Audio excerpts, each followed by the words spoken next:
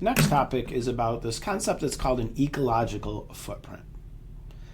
An ecological footprint is an idea about how we can quantify resource availability and resource use by individuals, by countries, by communities. It comes out of a discipline called ecological accounting, in which we try to quantify ecological impacts and ecological resources. And so an ecological footprint can be used to compare resource demands, waste production, carbon production, and it incorporates many variables and sort of summarizes them with a number that can be compared between individuals, between groups of individuals, between countries or nations, etc.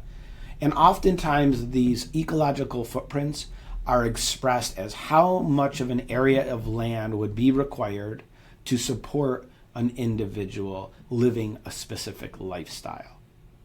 And ecological footprints take into account many different factors. And one activity that we do, you're going to calculate your ecological footprint based on a series of questions about your lifestyle. And so the ecological footprint of individuals living in different countries varies drastically. This map shows, obviously, a world map showing the ecological footprint per capita of these countries. And so what you see, for example, let's take the United States. The United States ecological footprint is greater than 4 planets. And what that means is that if everybody on Earth lived as a typical person from the United States lives, we would require 4 planet Earths to produce the resources to support that lifestyle. So we see here lots of developed countries. You could see much of Western Europe and North America, parts of Asia and Australia have a high ecological footprint.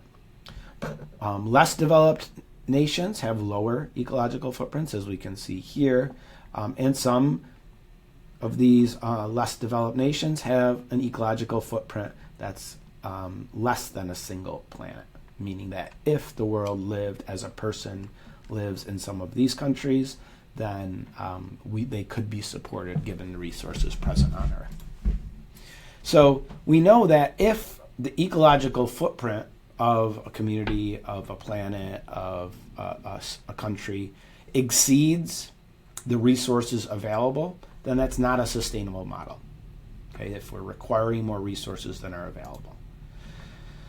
We can see in these diagrams here, or these graphs, I should say, a couple terms, and you'll explore these a little bit further. So we have 2 pieces of information sort of graphed on the axis. We have the year, clearly, on the x-axis. And here we have global hectares. A hectare is a unit of land. Okay. And what this is in billions of hectares. So what this is showing is that for the United States of America, the green line represents our ecological reserve, or sort of how quantifies the natural resources we have available in the United States.